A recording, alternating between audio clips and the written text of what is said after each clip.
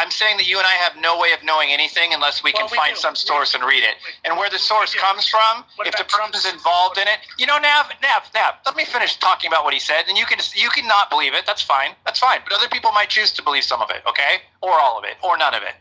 Everybody's different. So he kept coming into the White House over and over again, and Trump wanted him to be Assistant Secretary of Defense, I think it was. And he wanted to be Secretary of Defense. And he kept saying, I'm not going to be an Assistant Secretary. But Trump would not give him that lead position. He wanted to put his own guy in between him and Bolton. So he kind of wanted to be able to, he just didn't want to give Bolton the job. Bolton kept coming in over and over again. Eventually Bolton got tired of being called up and coming in all the time because he wasn't being offered the position he was looking for. And so he went on vacation for 2 weeks, and Trump lit up his phone up for a while and then gave up calling him. And when he got back, he was urgently requested to come back to the White House. He came back to the White House, and Mike Pence was walking in the hallway where he was, and Mike Pence said something like, "Welcome to the team." And he said, "Oh, I wasn't offered the job." And Mike Pence said, "No, but you're here, so you're part of the team." And so he goes in the book to describe how, not that Trump necessarily operates that way anymore, but how at the time, basically he was surrounding himself with people, and if you were there, he wasn't necessarily giving positions to the formal way that it's done. He was just relying on people without making promises, because ultimately he wanted to maintain more control but still get the advice of the people that would typically be assigned those positions. So that was just an excerpt in his book that I remember him going into detail about. And Naveen said it's all bullshit, so maybe it is. Thanks. Welcome Mark to the room. Mark Rich is here. Mark, put Mark in your queue. Hey, Mark. Yeah, just to be clear, I said when people write these accounts in books and they don't cite other people, or there's no, for example, John Bolton's been on TV, never mentioned this several times, even promoting his book. When there's not other people corroborating, for example, there's been hundreds of interviews with Mike Pence, not a single time corroborating any of this stuff, right? No reporters asked Donald Trump, "Hey, is it true you offered this guy this position and he declined it?" Which you would think they would ask, right? And all of this conveniently comes out only in a book, and never before, never after. From him. I always look at anyone, including Donald Trump. He's written a lot of stuff, and he makes a lot of comments that we don't know for sure what it is. So you got to look at what other accounts say. That's all I said. So I just take that position that when the president or even someone else says something, or media or someone else, I always like to find, is there anything corroborating? That's all. Sure. And I also like to use common sense and to think about the fact that basically if you take the Cliff Note version of that entire story, it's that he was not offered the job he wanted, and that he basically wasn't allowed to get it. And I can't imagine someone telling a story and bragging about the fact that they lost the job that they wanted to get. It doesn't make a whole lot of sense. It doesn't really make them look particularly good. But that's just one way to look at it. It seems like an odd thing to make up just to prove that you were not able to get the job that you think you deserve. So the same guys made up stories about how he was the one who informed President Bush that there wasn't weapons of mass destruction in Iraq. There's stories he's told like that too, that he was offered higher level positions, including the Secretary of State and other positions, which he never got. He talked about how he was thinking about running for president against and primarying George W. Bush at one point. There's hundreds of things he said. Again, I'm not saying that this guy's a habitual liar, but I'm saying when people write stories and they write books, oftentimes they need to make the book sound good. They need to keep the audience engaged. And so maybe what he's saying is true. I don't know. All I'm saying is typically something like this, where you take a person who's a industry known person who every Republican knew, but also every Democrat knew and did, and you denied him a high level position that he claims at least he was qualified for. You would think that would be a question that everyone would have asked and say, hey, why wouldn't you consider this guy for it, considering the people he had in those positions were way underqualified compared to John Bolton's resume. All I'm saying is that may be a position John Bolton wanted, and he's just upset he never got it. Right. Or, yeah, and that's fine. That's your fictional narrative that you've made up. That's a distinct possibility. And then we have the guy that wrote his first person testimony of what he says happened, and he was closer to it than you. And we don't have a whole lot else to go off of, so I guess we'll never know. But thanks for always being there as a naysayer. We all do know that John Bolton was one of the most listened to Republican operatives in the previous administration, and we all know that Trump was not completely prepared when he popped in. So we know that because he served a long time, and a lot of people came to him for advice, especially the Bushes. 1.5 years he served, less than that. That's not a long time. And in that position, he served. No, he served. You said okay. I'm done. Naveen, somehow I knew that. Even for two things. Somehow I knew that even though I was a moderator, you were going to overtalk me, and I also knew that you were going to disagree with everything I said. So let's just call it truce, and I'll just chill out. Thanks. And by the way, overtalking moderators sucks in every room. I try not to do it, but thanks. And it is against the House rules. It is against the House rules. Now might be a good time to review the House rules, since we just had a little issue of doxing too. Rule number 1, no threats of violence. Rule number 2, no doxing. Number 3, stay on topic. Keep your shares brief.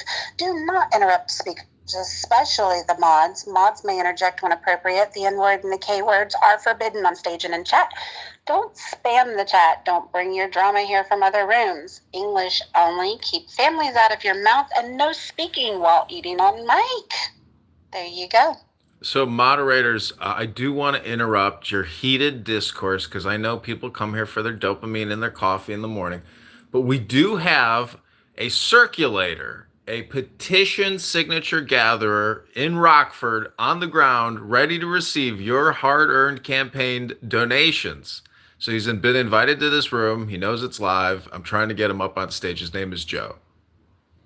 Since congratulations, Sean. I'm happy for you. But since you did interrupt, I have a question for you. Why did you invite the doxing troll into the room?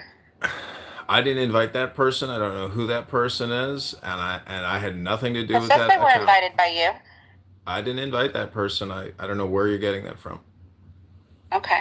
I hope you're not propagating the continuation of doxing of people on here. I am not. That's not cool. Well, I don't appreciate being accused of it, but I'm more than happy to defend my position. No, like I said, it just said he was invited here by you, so that's why I thought to question it. Well, I like to play pranks, but I know the rules in here, and I want to obey the rules, and I hope everybody here wants to obey the rules. Cool. Yeah, because the house owner has been rather generous with regards to giving you public support, so I hope so. So just to piggyback on the earlier conversation, I was just saying that John Bolton was not a person that Stephen Miller and other people was actually a person who, you can hate him or not, is and I actually don't like everything Stephen Miller says. I could go for an hour about the things I don't like about him, but he's a person who the entire administration listened to. The other person who was in the room, which wasn't mentioned by someone earlier, was Donald Trump, and his claim is, I brought this guy in because he loves war. When he walked in with North Korea, immediately they all turned their heads and they said, oh shit, this guy's here, he wants to destroy us. He said, I used him the way he should be used. And he said others in the establishment recommended him to hire this person, which that part is corroborated. And he said, I need to bring him in a way that will allow me to say, hey, I don't want to do what these people are doing, but they also have to understand that if I need to, I will. And so he gave me credibility in terms of walking in a room saying, hey, I'll bomb the hell out of you. And so that is what the other person in the room said about it, but there was no mention of offers of position, which could have happened, but we'll never know that. So I just wanted to clarify that, and just clarify that he was not the most listened to person in the administration. And in fact, a lot of people objected in the administration. In fact, in their books, which are personal accounts of what occurred, including Alyssa Farrow, who hates Donald Trump, wrote in her book that nobody in the administration wanted John Bolton to be hired. And for some reason, the president was insistent on hiring him, just like, other accounts are there too. Thanks.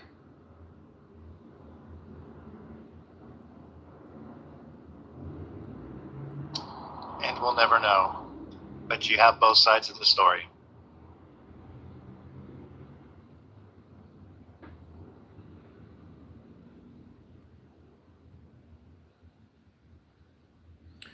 Well, a lot of people like to say the cliche term karma's a bitch, but I think karma means action.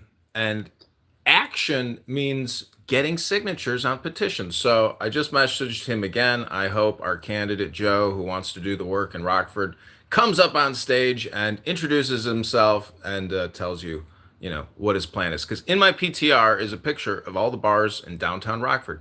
Tonight and tomorrow night, easily 300 signatures of confirmed voters What are you in up the 16th to? district. We have zero What are you up to now? signatures. We have zero No signatures. signatures for ballot? Okay. Joe has the petition paperwork. He says he has a printer. He's ready to get to work for 15 an hour, or we can pay him per signature. But some of the mods, Mike is a donor, so Mike has say. Mike can, definitely. I want Mike to talk to this guy because this is basically his first day and his onboarding. And tonight, I bet you Joe can probably get 200 signatures. Hey, Mark. Hey, I got 50 signatures for my own candidacy this morning at the train station in Schaumburg. And that was only an hour and a half, basically. So it can be done. Yeah, I need to check to see where the metro goes into Rockford because that would be a big spot. The train stations are like, I call them honeypots because the people are just standing there waiting for the train, instead of trying to get somewhere, they're just waiting. And that's a good time to approach people. Yeah, it seems like the $15 an hour benefits you, John, and the paying by the signature benefits him. So, Yeah, I say, work a day at 15 an hour and then determine whether you think you can make more per signature or hourly and then do a blend of the two.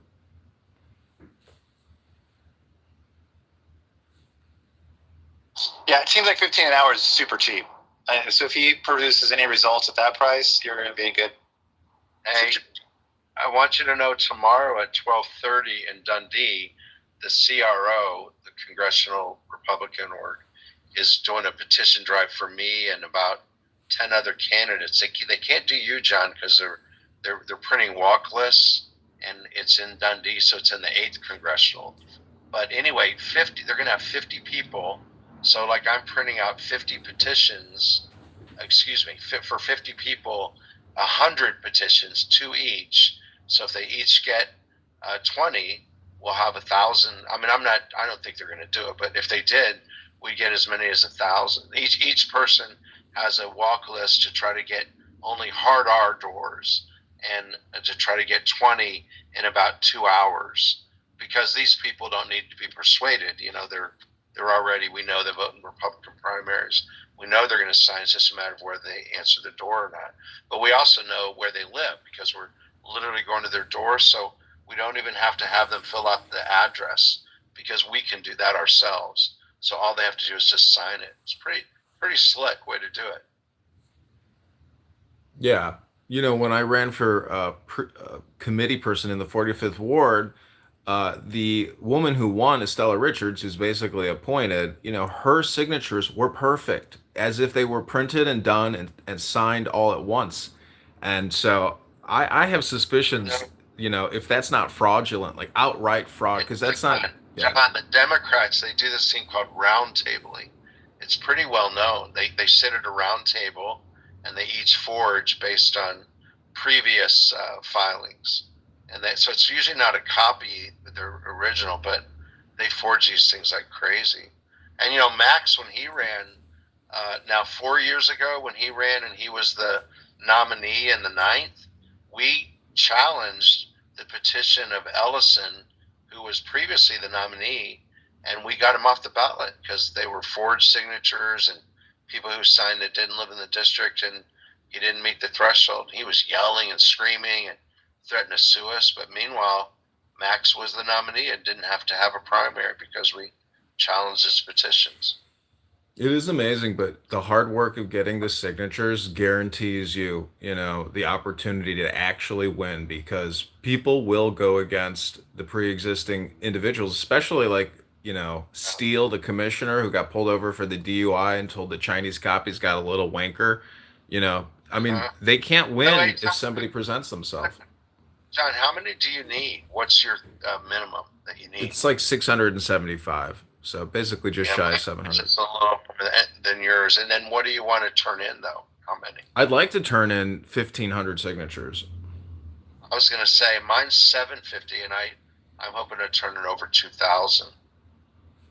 Because I know I have a challenger, and I know they're gonna challenge my petitions. Is the challenge in Springfield? No. It's in the State Board of Election building in the city downtown. Oh, that's good. By the way, the last time they challenged Max, and it's a long story. He stayed on the ballot just for committee man, but we had to get affidavits signed and everything. But anyway, Max got kicked out. He was yelling at him, like his rabbi signed for him, right? And Max got the signature himself, and it's his good friend Rabbi Hurt signed, and they said it was a forged signature, because it doesn't match perfectly with the way he signed it 20 years ago when he signed on the voters registration form. So that happens a lot when they challenge you. You just never know. And it depends on the judge if he likes you or not. It's very subjective. It is. Yeah. It was an experience meeting with the judge and the challenger's lawyer. That was a wild experience because it's basically like a public speaking engagement where you can't act. I mean, because maybe I didn't have representation, I couldn't actually technically do any real procedural stuff to force more communication. In terms of like getting the challenger to appear and provide testimony.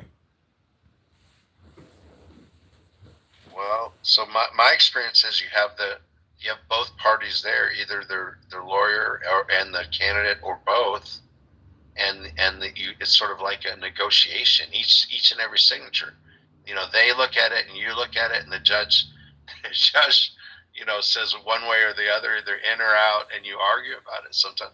But Max, he argued so much that they had to ask him to leave. He got so angry when it didn't go his way. Well, I wish you both well in your campaign. Thank you. Hey, Good luck. Do you know that my district, the 8th district, Trump lost the 8th district, but only by 1%. So my district is now a D+1. So I've actually got the closest race in the whole state in terms of a flip. There's nothing even close. The next one I think is a D5, the next closest one. I looked at your X account. Why you're not posting anything new on X? I know. I need to. Do you know anybody I can hire? I'm just overwhelmed. I had somebody and I let him go. I mean, I can retweet everything you need to retweet, but I mean, it's a question is, how do you want to use it? Like, do you really want to use it, or do you just want to keep it generic? No, I'd like to build an audience and do the whole thing, but I personally don't have the time to do it. I need to hire somebody. Well, George, you wanted to say something? Yeah, I was going to ask you, Mr. Mark, what's your budget? No, I don't even have a budget for social media. I just don't. No, I just need to find a good person and pay him whatever is reasonable to do that. I know a good guy. Well, if you have anybody reach out to me if somebody wants to do it. Right, I've had two or three people do it in the past. I'm gonna DM you in the back channels. Okay, cool. And Mr. John. Oh, did he run away? Yeah, I'm here. Is there something you want to ask? No, I just want you to remember what I told you. Yeah, I don't remember what you told me. Sorry, Lord. You're a bitch. Oh, do Wow. please illuminate us as to why I am considered a bitch by you.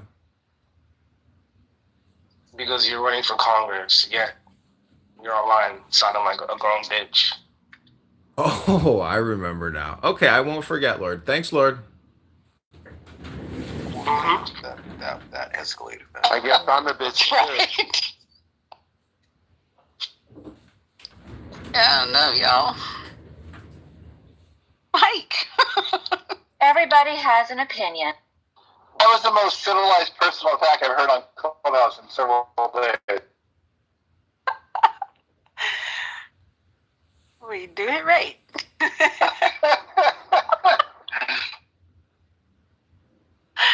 It was very anticlimactic. Yeah, it was. You're a bitch. Sounds like, Why I'm a all right. That was Yeah. very anticlimactic. Like, oh, okay. Thanks for sharing, See, everybody. Lord, you know what I'm doing over here? I'm sitting here playing with my mustache and I'm taking deep breaths. But I remember what you told me yesterday and I'm not going to forget it. So thank you very little, Lord. That's good. That's good. Oh, there's a Taking backstory. winning, Okay. what is it? Meanings and influencing people. Okay, I want an origin story. I want an MCU movie of this Oh, no. Wood versus John. I want an MCU villain Iron Man versus Thanos right now. I want something. So funny how chill Lord was when he said it. He's like, "Hey, John, remember what I said to you the other day?" Oh, Right. I don't remember. What was that? Oh, it was that you're a bitch. It's just funny. John's like, "Okay, thank you. I'll remember that."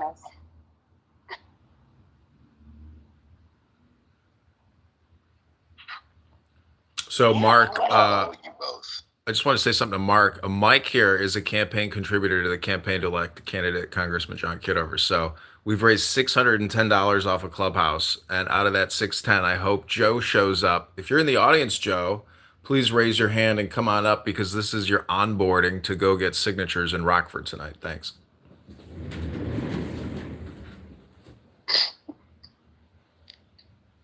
Always a Oh, campaigner. Joe? Which Joe? Which Joe you talking about? He may or may Go, not be in the Joe. room. He's not texting Go, me Joe back, B. but I'm Mark. Go, Joe B. Mark, do you think it's ridiculous that I'm going to force circulators and petition signer gatherers to come onto Clubhouse to do their onboarding? No, that's a nice. Well, why not? It's kind of like a Zoom meeting or something. What's the difference? I think that's okay. I was trying to give you a shout out. So what? Down below in the group. Sorry. Oh boy. Well, I hope y'all have a happy Friday.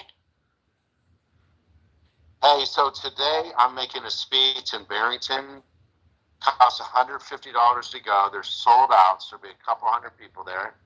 But my opponent in the primary is speaking. So should I go for the artery, or should I be nice? What do you think?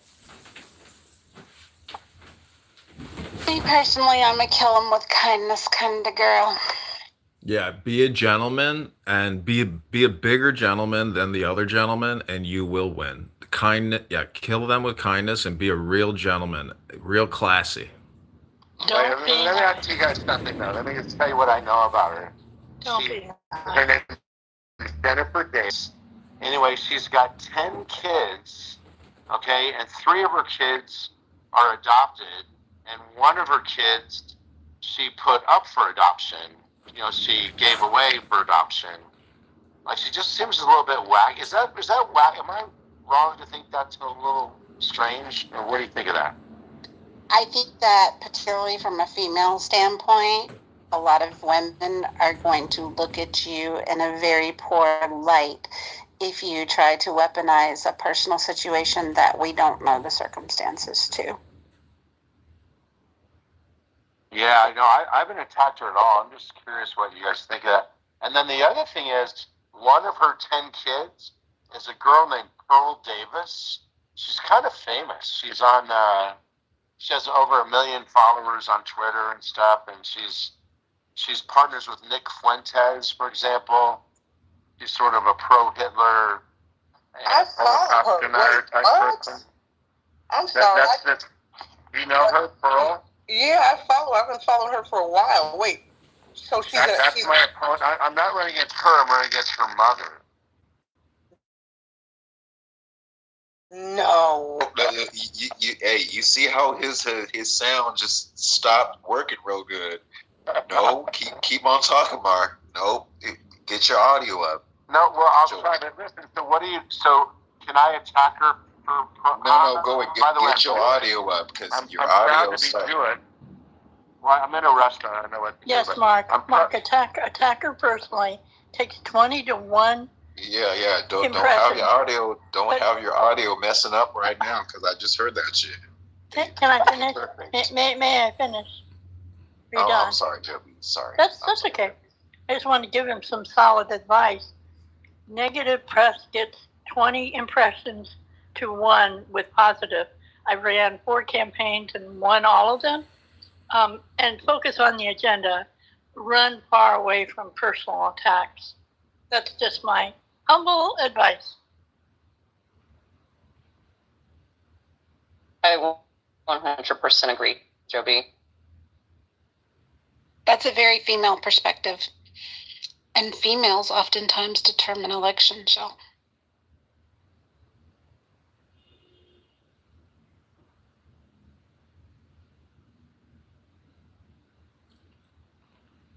Yeah, when I ran for junior class president, I made a joke about how I raised $5,000 in a date auction, but if we auctioned off the ladies here at school, we wouldn't raise enough to get a Snickers bar. So I was charged with sexual harassment for making a joke during my campaign speech, and I lost the election. So, be a gentleman always, and generally, it's all about that positive vibration, because when you bring up an adopted child, that immediately, causes a friction. So I would leave it out of your communication and replace it with positive, in the muff, mojo vibrations. There's something off about you.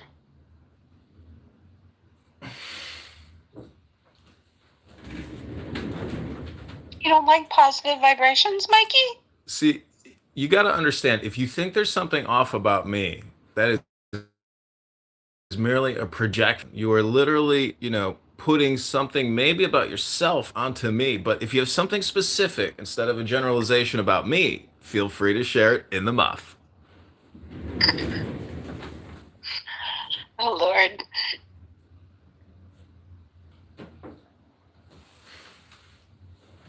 And this event, Marcus, tonight? Yeah, it's at 6:30 in Barrington. I have another event too in Pingree Grove, but anyway, so I'll be at both.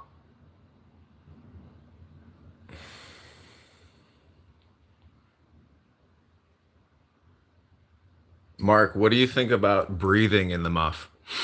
I like Selectively Social's profile add-on.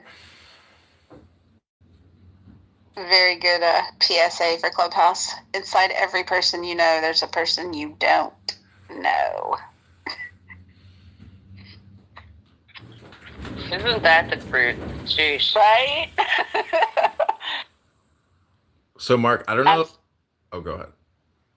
I was just going to say, I'm still a fan of to live with somebody is to truly know them.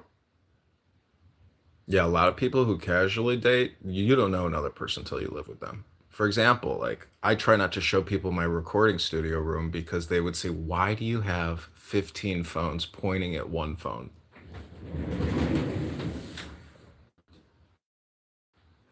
Yeah, they would think you were creepy, John. Okay, they'd think you were a creepo and probably run out the door.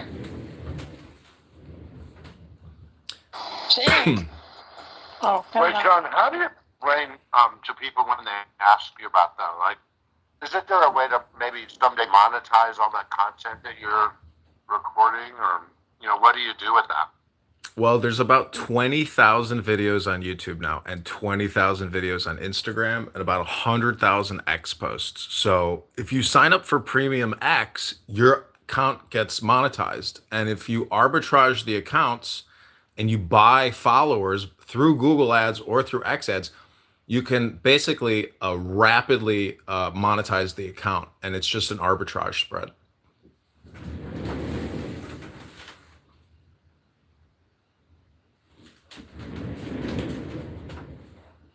But I don't think people are going to be that interested in watching old clubhouse rooms.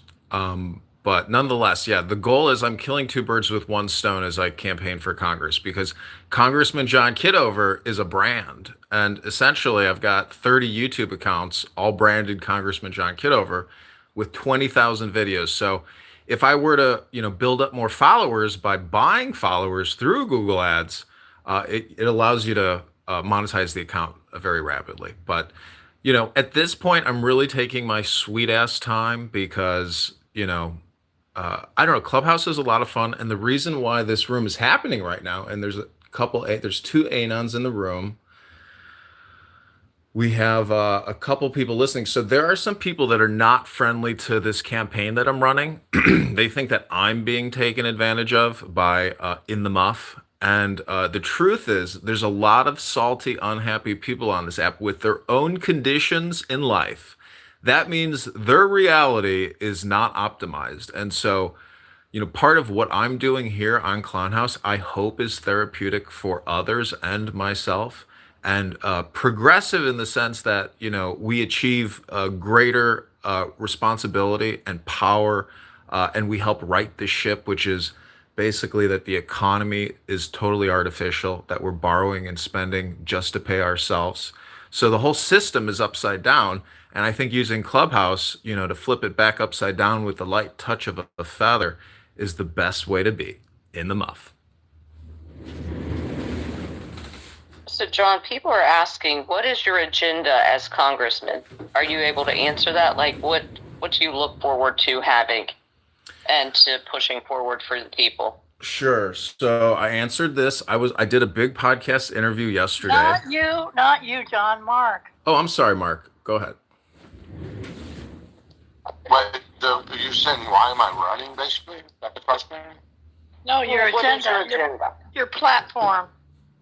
So I'm probably very close to the MAGA movement agenda. I'm very conservative across the board, whether that's guns, taxes, or energy policy, foreign policy. It's boring to talk about it, but if you have specific questions, I can answer them. But you'd probably think I'm Donald Trump, basically. I do. What's your position on education choice? 100% for choice, more of it. Homeschooling, Catholic schools, religious schools, and try to take the advantage away from there's so much control by the teachers unions, which, like in this city, in Chicago, we've got, not just Chicago, the state has the worst outcome educationally, like almost in the country. We're like 47th or something out of 50 states, and yet we pay about double per pupil. So all the money is going for pensions and teachers and administration, and nothing is being done to educate the kids. It's very, very bad. And of course, they're trying to take away school choice. So as you can hear, I'm very much on the school choice side of things. I don't know anything, by the way, where when there's no competition, you get better service or a better price. And that's what they've done in the state, basically. They've made it almost impossible for others to compete.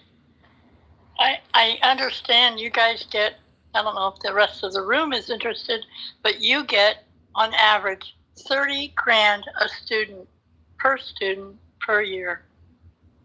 Should have outcomes. Oh, he's on the phone. Yeah, like I said, it's like double what a lot of the other states, like private schools, for example, that have test scores that are about double. In other words, like the reading proficiency and math proficiency in public schools in Chicago is about 20%. So 80% of the kids can't even read it, at grade level.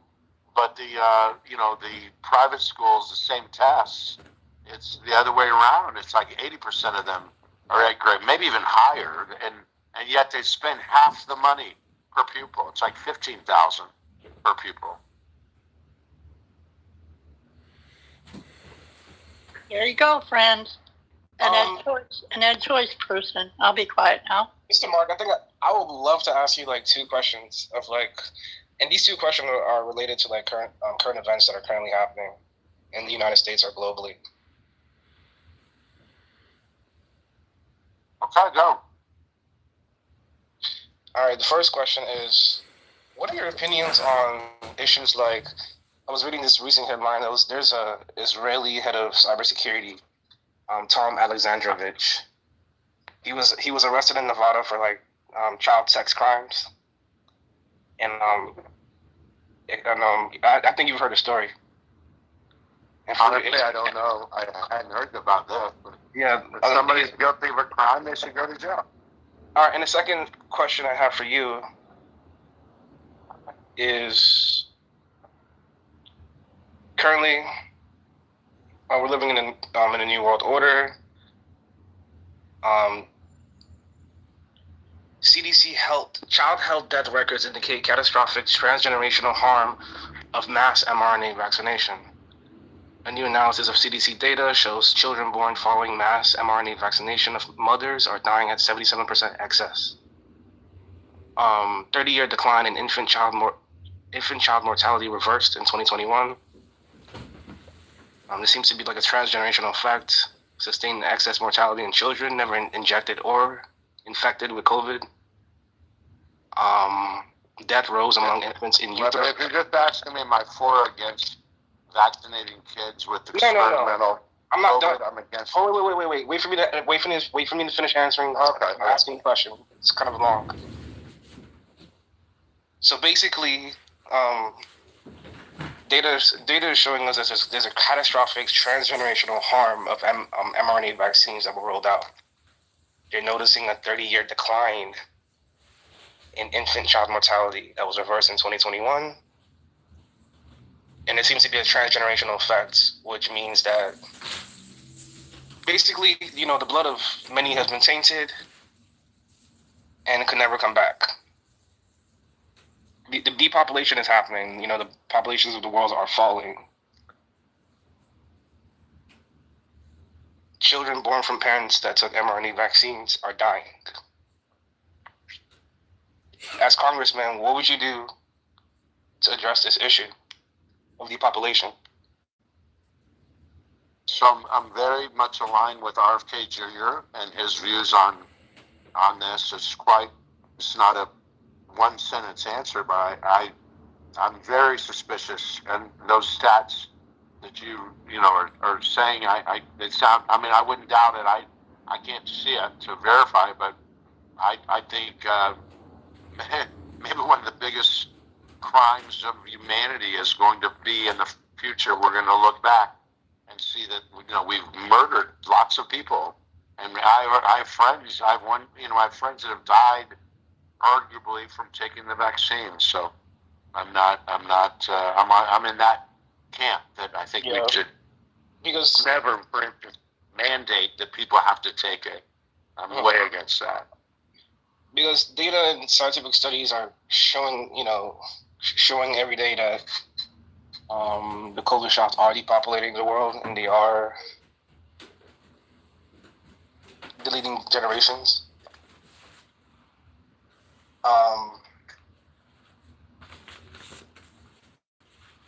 As Congressman,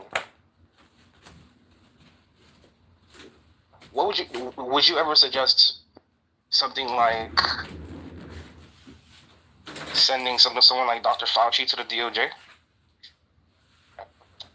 Why not? Yeah, sure. How serious of an issue do you think this is? He should go to jail. How serious of an issue do you think this is? I do really. My intuition is that it's very serious, but I'm not a medical doctor, so I don't know what I'm talking about. I read the same stuff you do, though, it sounds like. Yeah. I have an opinion. This is one of yours. People, you don't tell me about that. So if you can say multinational, why can't you say Pakistan? पता नहीं था ऐसे. अगर अच्छा एक बात बताओ, एक बात बताओ, पाकिस्तान बोलने में क्या तकलीफ होती? Maybe I'm not in the loop. I told you I'm not a doctor. I mean, the White House has came out themselves and wrote reports. Russia has wrote reports about us. Russia said that the United States and DARPA, they blamed them for the creation and release of SARS-CoV-2 years ago. They have a 4,000-page document connecting COVID-19 to DARPA, Obama. You know, they already know everything, and Russia knows everything. Look, I just am for transparency. I would like to get to the bottom of that. I know that they were, even me, like if I said something bad about, COVID or the origins of COVID, did you my account down, Did you and or your family take the COVID-19 vaccine? Well, we're about 50-50. There's 6 of us. Did any of your children take it? 2 did, yeah. I mean, I don't have children. I can make up their minds for them. They're adults. Mm-hmm. I mean, to be fair, I'd be skeptical of taking Russia's opinion on America. That's probably one of the more problematic countries to take advice from, but just on that one example anyway.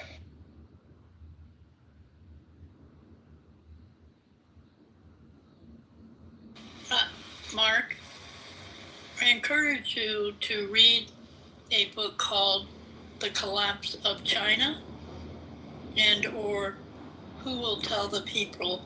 They're both pretty timely. Okay. That's interesting. I'm going to write that down. Thanks.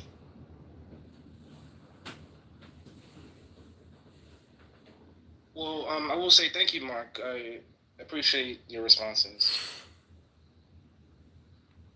No, thanks for the questions. I enjoy dialogue like this. But I'm not a politician, by the way. I mean, I lost by a little bit. I really have a chance to win this time. But I'm in total opposite. I emphasize again, it is free to join my community. The stocks I share are also free. The techniques and strategies.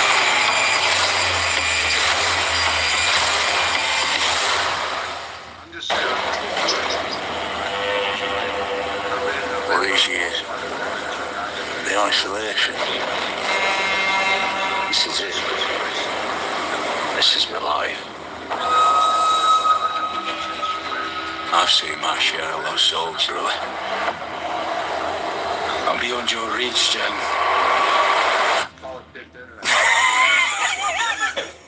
There's so much corruption and lies.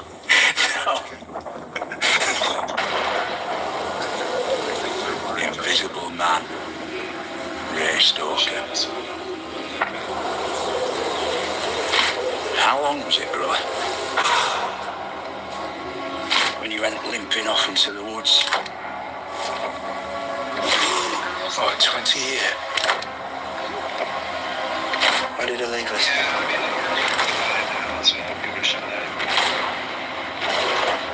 The army teaches us to grin and bear it. The war would cry. This room will be open tonight. We're going to do some fun stuff tonight, so check in.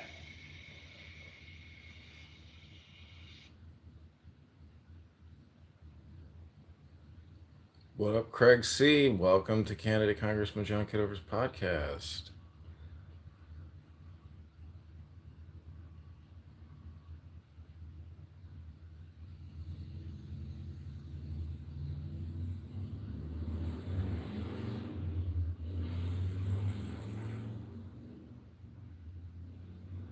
Oh, you're fake, Craig C.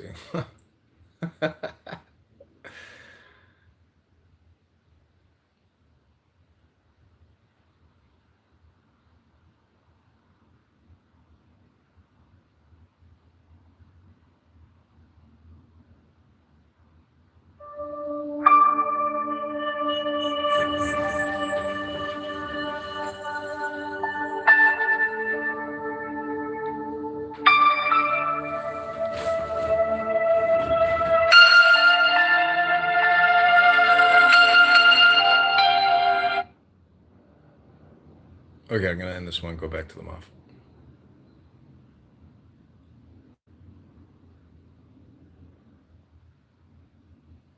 Okay, welcome back to In the Muff.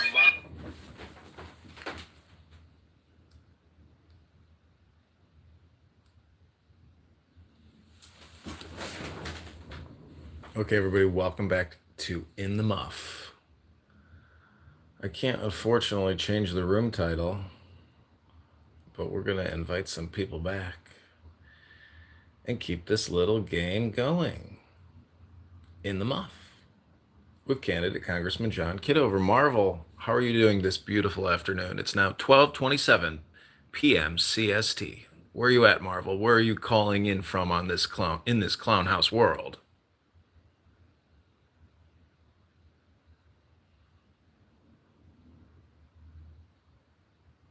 And why don't you come up, because I think you're going to be an instrumental component of this campaign with your walkaway movement.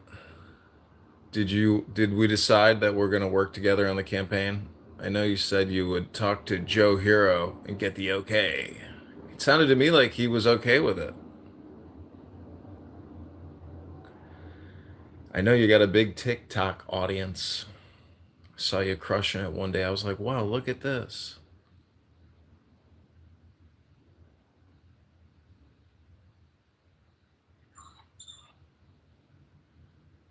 What up, Ali? Hello, guys.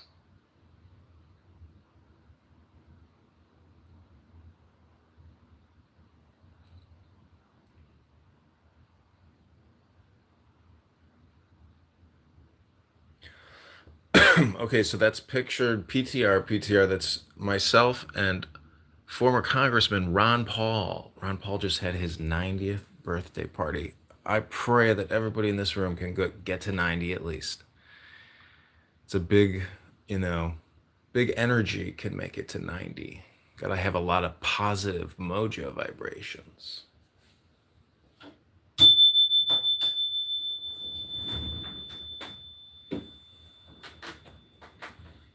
Okay, so I'm going to share with you all some super positive mojo vibrations. It is more blessed to give than to receive.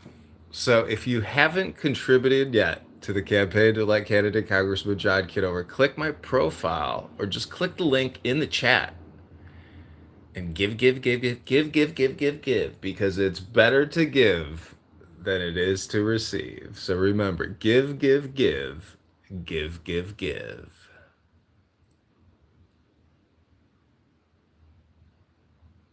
Okay, we're gonna do a quick little pause break as you give. We're gonna do a 5-minute silence. Here we go. Starting the 5 minutes, take the deepest breath of the day.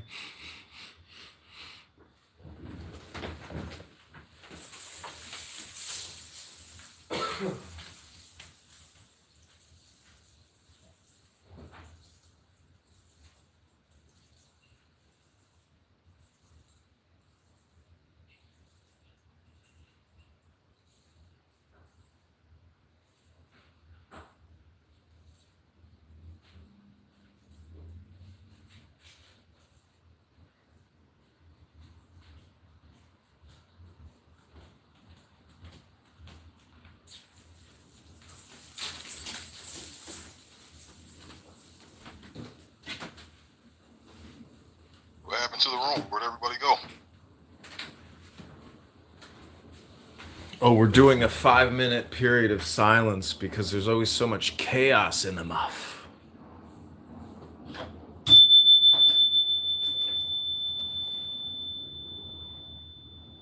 I think there's chaos in every muff, bro. Muffs just bring chaos. So the Hebrew term is shalom bais, which is peace in the house. So if you want peace in the house, you have to figure out what's the magic word if you want to get more peace in the house.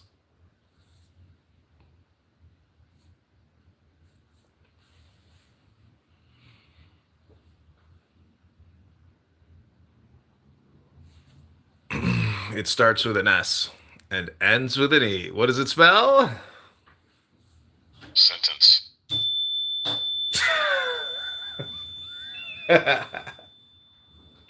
No, it's silence.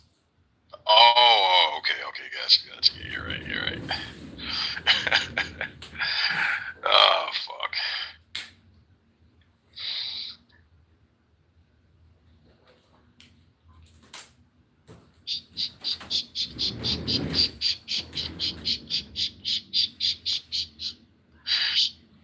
All right.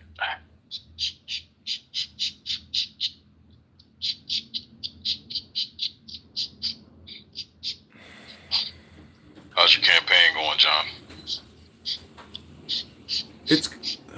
It's good. I'm trying to get the first onboarding done here on Clubhouse, and but I think we're gonna get the signatures. There's plenty of time to get enough to get on the ballot, and I'm pretty sure enough people are willing to sign where it will be able to pass the examination and get on the ballot. Okay, all right. Good on you. Yeah. So you gotta, yeah, I heard, because I was gonna throw you a couple of dollars, man, help you out. But I heard that everybody's name has to be like accounted for and all that shit. Like you have to use your legit name and all that stuff and address for I will donations or whatever. I will personally know who you are if you donate to me. Okay, well, I'll give somebody else who donated to you the money, and then they can do it that way. If it's legal, I don't want to do anything illegal. But, No, it's not illegal. There are rules when you donate, and the rules are on the donation page. okay, cool. All right, sounds good. Yeah, I'll just do it that way then. Do it that way. Yeah, you got my respect, man. You got my respect for getting up and taking charge and actually putting rubber on the road, brother. So good luck to you in your campaign, man. I wish you the best. Yeah, thanks. I mean, the big win is just getting on the ballot. That's all it is. If I get on the ballot, that's the win. I probably won't win at the ballot, but the challenge of getting on that ballot, I think it's a healthy and a positive thing to do. Yeah, no, I agree with you, man. I agree with you. And, it's the more people like you, actually, even if you don't see anything fruitful from it, but it opens a lot of people's eyes that, hey, they can take action. If they see something in the government they don't like and they want to start a grassroots movement to make some changes locally, I think it's a good lesson that you're providing for people and showing that it can be done. It's not impossible. So, I'm proud of you, man. I wish you the best of luck, brother. It's fun because it does allow you to center yourself on social media, and they keep taking my X account down. Unbelievable. And every day I have to re-verify it. So enough people are complaining against me on alternative platforms and this platform as well that, that the fact that the accounts aren't getting deleted is a big win for me, because I have a YouTube account with 7,000 videos on it, 3,000 videos. If they delete one of those, that's many years of work. So, the way I conduct myself, but the way that I'm also, I'm just saying there's as you have seen in this room today, people come in here with very negative mojo vibrations. So these people that are complaining for your accounts, are those people here on Clubhouse, or these are like outside people that just don't want to see you on the ballot? I think it's both, because I've got haters on all platforms at this point. But not like, I hope, bad haters. But what I'm just trying to say that in the muff, you got to take a deep breath, because everything is just for a day. And if I think that this app, and I say it all the time, I think it's a roast room, and I am self-deprecating, but I will also roast other people. And I do like it when I get roasted, because it's a kick, it is a kick. And in the muff is where it's at. I just can't wait for the #1 campaign fundraiser to the campaign to reappear in the muff and bring us the super positive mojo vibrations. I'll be sure to let him know you miss him. I've tried to support the spirit of, how he wants things run. The rules are important, and I've heard the rules, be violated today. And I would just say reading the rules here forces you in the now, because in the muff, you are not allowed to talk about former drama rooms or anything from the past. Look at the rules. What is it, rule number 4? This is true, but we all know that Mojo has his own slant on interpreting the rules, and then he allows occasional bending here and there on certain rules, that being one of them. And I have worked pretty hard to try and not let the gossip mill and the rumor mill just get carried away in the conversation. If I feel like it's starting to get that way, I try to bring it back and say, okay, let's just not rehash that here. But I also don't want to stop people from engaging in conversation either. And I think as long as they're being respectful and they're trying to be conscientious about, not laying out names and just shit-talking people for the purpose of shit-talking people, I will tend to let that slide occasion. But I do try to keep a handle on it. This woman's serendipity that I know. This woman's serendipity I know. I've got some tea about her. Edie knows all my dirty secrets. Where all the bones are buried. Yes, she does, because she helped me bury them. That is true. Assured mutual destruction, my darling. Yeah, exactly. That's how you make sure somebody's having to talk shit. You just make sure that they're involved in all the shit. That's right. Get them to help you bury the bodies. But we actually have had some really great discussions in here the last few days, too. I mean, there's been a lot of positive discourse and dialogue, I think. So, that's a win. And we got a lot more rooms. People was taking pot shots at the old masculinity mansion this morning, Sig. Not pot shots, but airing their grievances. And I said, you kind of got to take that house for what it is, though. It's boy locker mentality. Hearing the guys be guys. Exactly, man. It's amazing how people get bent out of shape because someone doesn't agree with their opinion, man, or their take on shit, and they take it to heart, man. I'm like, God damn, bro, just don't go. If there's a place where you're gonna hear shit you don't like or doesn't align with your thoughts and ideologies, just don't fucking go. That's right, If I'm in there listening and I hear something that makes me feel compelled to want to jump up on that stage and argue, I'm like, it's time for me to go.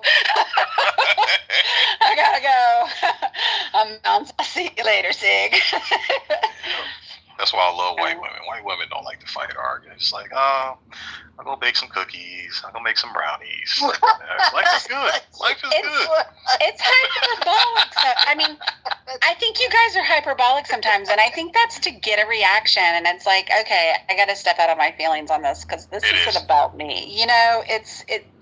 They're engaging, and there's a tactic there, and it is it's a dude space. If there's one place on Clubhouse where I expect men to go and act like men, it's in the masculinity mansion. It's a dude space, and you guys should have that. You guys should absolutely have that.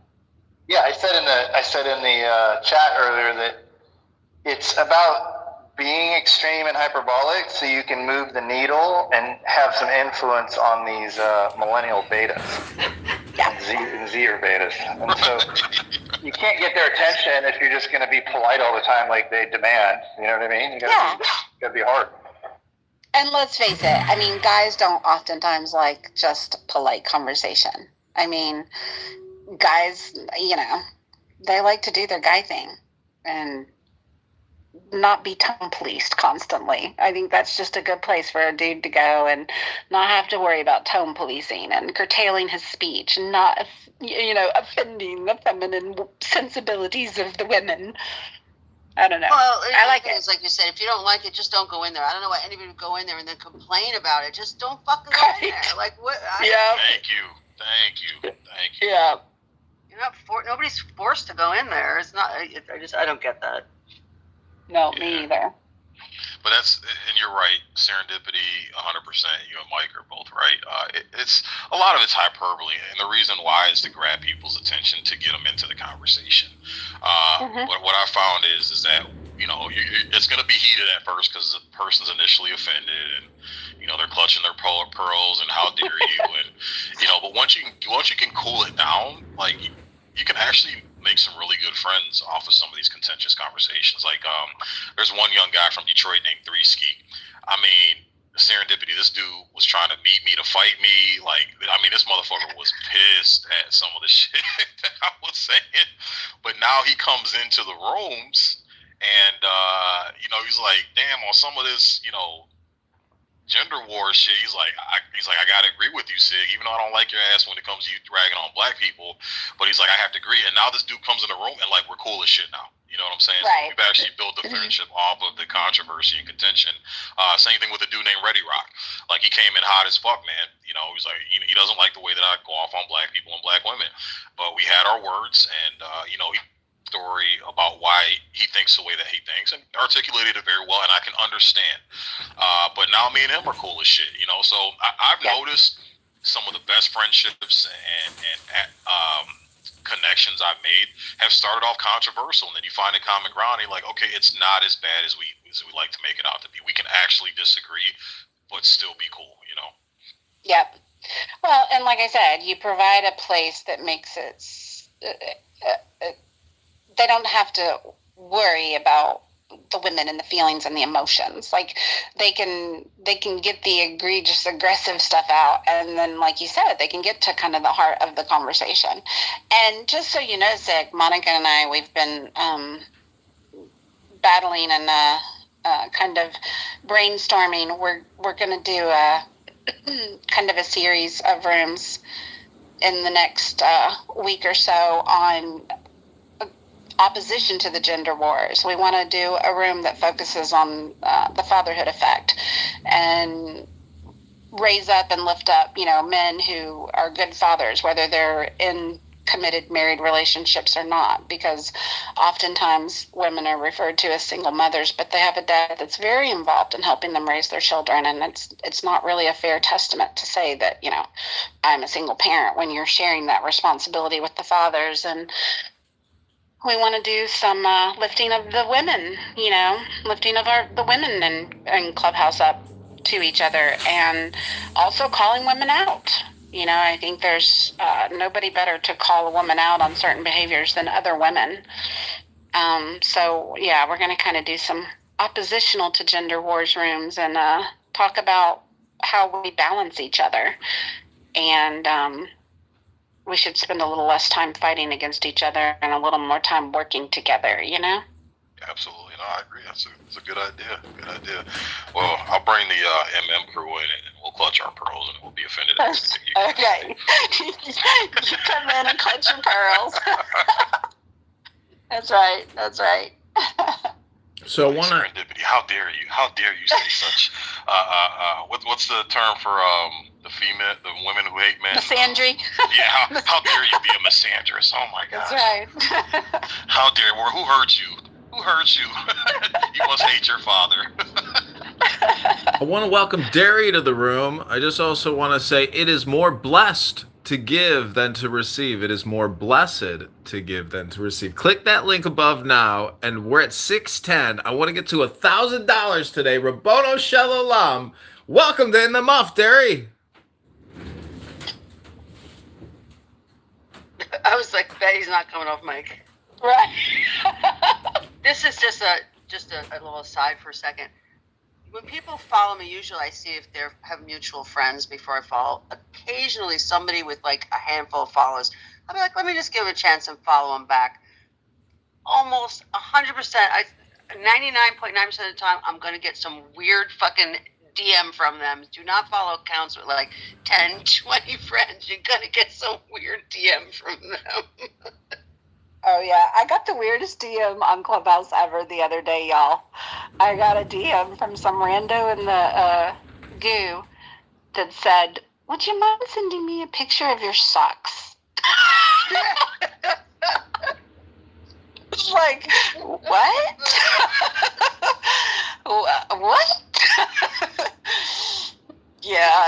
Heck no. I actually put their chat. I put their chat in my PTR for a hot minute while they were still in the room because I was just like, who does this? Who does this?